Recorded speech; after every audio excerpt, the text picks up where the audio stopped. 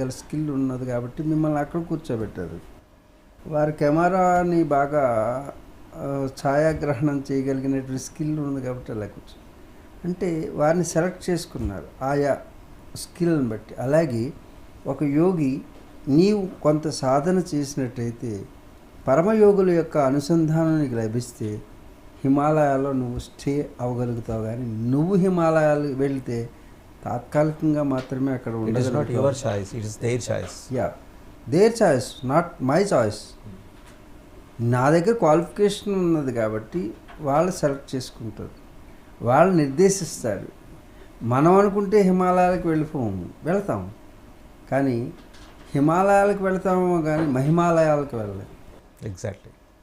హిమాలయాలు వేరు, మహిమాలయాలు. పెరిఫరల్గా ఉన్న ప్రపంచాన్ని మీరు చూసి రాగలేము కానీ అంతరాలయాల్లోకి వెళ్ళి చూసి రాలేరు. బయటకు కనపడే హిమాలయాలు అందరికీ కనపడతాయి కానీ మీరు నిలబడతారా లేదా తెలియదు. కానీ నిలబడాలంటే మాత్రం నిలబడాలి. మహిమాలయాల్లో ఉన్నటువంటి యోగుల యొక్క అనుగ్రహం మనకు ఉండాలి. ఆ అనుగ్రహాన్ని ఎలా ఐడెంటిఫై చేస్తారు? అంటే మేము మెటరలిస్టిక్ వరల్డ్లో ఉన్నాం, మాకు బోల్డని సందేహాలు ఉంటాయి. ఒకసారి ఆ సందేహాలు మీ పోటీ సాధకులకి ఆశ్చర్యంగాను నవ్వు తెప్పించే విధంగాను కూడా ఉండొచ్చు. అది మా అజ్ఞానం మాత్రమే. సో అవుట్ ఆఫ్ క్వశ్చన్ లేకపోతే అవుట్ ఆఫ్ మై అజ్ఞానం నేను అడుగుతున్నాను. ఎలా ఐడెంటిఫై చేసుకుంటారు మీ గురువులు మిమ్మల్ని, మీ యోగులు, సిద్ధపురుషులు? ఇప్పుడు మీరు నాతోటి ఇంటర్వ్యూ చేస్తున్నారు. మనం ఒక గంట క్రితం మన ఇద్దరం కలుస్తామని మనకు తెలియదు. మీరు నన్ను ఎలా సెలెక్ట్ చేసుకున్నారు? నేను మిమ్మల్ని ఎలా సెలెక్ట్ చేసుకున్నాను చెప్పండి, చెప్పగలుగుతారా? ఖచ్చితంగా నేనైతే సెలెక్ట్ చేసుకున్నాను. ఒక గురువుని నేను సెలెక్ట్ చేసుకోలేదు కదా. సెలెక్ట్ చేయలేదు మీరు కానీ నేను కానీ సెలెక్ట్ చేయలేదు. It was happened in the same way. ఆ స్కిల్ ఉన్నటువంటి వాళ్ళు మాత్రమే అక్కడికి చేరగలుగుతారు. వాళ్ళు కూడా సంకల్పం చేశారని మీరు చెప్పకూడదు. Nature will connect them. Nature means సహజంగా నీలో ఉన్నటువంటి స్వభావం నేచర్, బయట ఉన్నటువంటి నేచర్, అవతల ఉన్నటువంటి వాళ్ళ యొక్క సాధారణ నేచర్, ఇవన్నీ కాంబినేషన్స్ తోటి it was happening thing. Just it was happening అంతే. అంతరిక్షంలో ఫోర్సెస్, వాటి ప్రస్తారాలు, సంయోగాలు, పర్మిటేషన్స్, కాంబినేషన్స్ వల్ల ఇది సాధ్యమవుతుందంటారు. అంతరిక్షానికి అంతరంగానికి సంబంధం లేదు. సంబంధం లేదా అంటే అంతరిక్షము అంతరంగం ఒకటే. మీరు బయట ఉన్న ప్రపంచం, అంతఃప్రపంచం రెండు ఒకటే. రెండు ప్రపంచాలు లేవు. నిజానికి it's a form. It was accumulated matter was formed like you. It's a bubble created by the nature. Nature means it's a combination of chemical bondage. ఈ కెమికల్ రియాక్షన్ ద్వారా పదార్థం వస్తుంది. అర్థమవుతుంది? మీరేమీ నాకంటే భిన్నంగా లేరు. మీరు అనుకుంటున్నారు.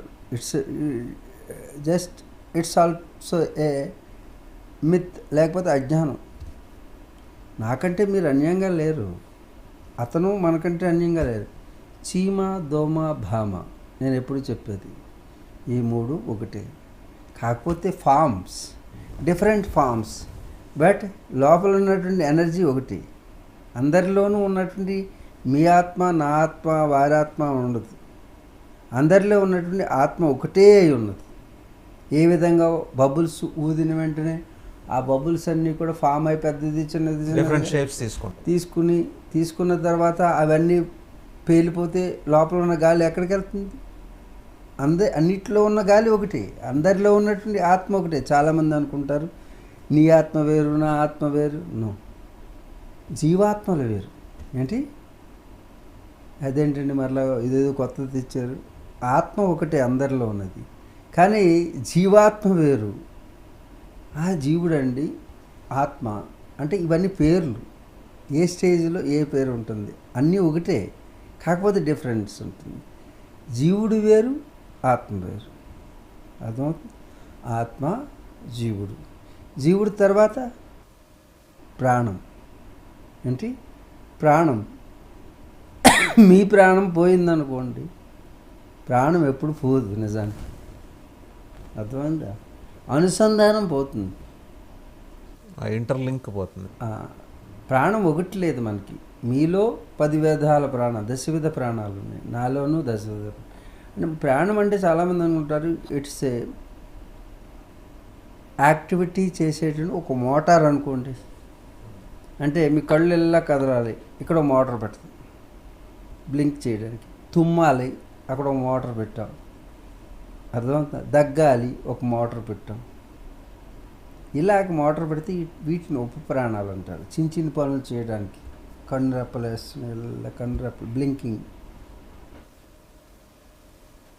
దగ్గాలి, తుమ్మాలి, ఎక్కుళ్ళు రావాలి, ఇవన్నీ మోటార్ సిస్టమ్. అంటే ఆ శక్తి పనిచేస్తుంది కాబట్టి అదొక ప్రాణం అనమాట. ఇలాగా 10 విధాలు 10 రకాలు ఉన్నాయి మనలో ప్రాణాలు. మీరు ఇందాక వెళ్దాం. 4-5 కాంట్రాస్టింగ్ పాయింట్స్ అంటే క్వైట్ ఇంట్రెస్టింగ్. అంటే మేము లౌకికంలో ఉన్నాం కాబట్టి మా పరిమితి, జ్ఞానమైన అజ్ఞానమైన పరిమితి చాలా తక్కువ ఉంటుంది కాబట్టి వాటికి లోబడిన ప్రశ్న మాత్రమే నేను మిమ్మల్ని అడుగుతున్నాను. మాకు రీచ్ ఉన్న ప్రశ్నలు ఇది కూడా గుర్తుంచుకోండి. ఖచ్చితంగా ఇది ఫర్దర్గా మళ్ళీ మనం కంటిన్యూ చేయాలి. వాళ్ళు ఇబ్బంది పడతారు. 23,000 అడుగుల ఎత్తులో మీరు సంచరించారు, -50 డిగ్రీల సెంటీగ్రేడ్. శరీరాన్ని బ్లేడ్ కన్నా సన్ననైన పరికరంతో కోసేస్తున్నట్టు ఆ కోతల శబ్దం కూడా ఆ గాలుల్లో కలిసి మీకు వినిపిస్తూ ఉంటుంది. అలాగే ఒకే పక్కన చంద్రుణ్ణి సూర్యుడిని ఏక సమయంలో దర్శించే సందర్భాలు మీరు మేఘాల పైన ఉంటారు కాబట్టి మీకు బోల్డ్ని ఎదురై ఉంటాయి. ఎప్పుడో మా బోటోళ్ళు ఏ అమర్నాథ్ యాత్రకి వెళ్ళినప్పుడో ఒక్కసారి దొరికిన ఆ అబ్బురమైన దృశ్యాన్ని కెమెరాలో క్లిక్ మరిమించుకొని తీరా అది కెమెరాలో కనిపించక ప్రింట్లో రాక ఏదో ఒక జ్ఞాపకంగానే ఉంచుకుంటాం. అలాంటి జ్ఞాపకాల దొంతరని మీరు మొత్తం అంతరిక్షంలో ఇలాగా మీ కళ్ళ ముందు ఆవిష్కృతం అవుతూ ఉంటే మీరు are going to a different world అని మేము అనుకుంటాం. బట్ ఆ వరల్డ్ ఏంటో మీకు తెలుసు. మీరు సాధకులు కాబట్టి నిర్దిష్టంగా మీకు అవతల ప్రపంచం ఏంటో తెలుసు. ఆ ప్రపంచంలో మీరు ఆశించిన మీ సిద్ధ పురుషులు అంటే మీరు ఎవరి కోసమైతే, ఎవరి అనుగ్రహం కోసమైతే మీరు ఈ సాధన చేస్తున్నారో వాళ్ళ దర్శనం కూడా మీకు లభిస్తుంది. బయట ప్రపంచానికి ఇదంతా తెలియదు. ఎండ్ ఆఫ్ ద డే వాళ్ళ దర్శనం మీకు దొరుకుతుంది, వాళ్ళ అనుగ్రహం మీకు దొరుకుతుంది. మీ వల్ల ఈ ప్రపంచానికి ఏం దొరుకుతుంది అని హేతువాదులు అనుకునేవాళ్ళు ప్రశ్నిస్తుంటారు. అంటే వాళ్ళు నా అంత సరళంగా ప్రశ్నించరు. భాష మారుతుంది, పరుష పదజాలం వస్తుంటుంది. సమాధానాలు ఇవ్వని చాలామంది కారణంగా ఈ విద్య పరిహాసానికి గురవుతోంది. దీనికి మీ దగ్గర సమాధానం ఉందా? ఇప్పుడు వారికి ఉన్నటువంటి పరిమితమైనటువంటి జ్ఞానం ఏదైతే విస్తృతమైనటువంటి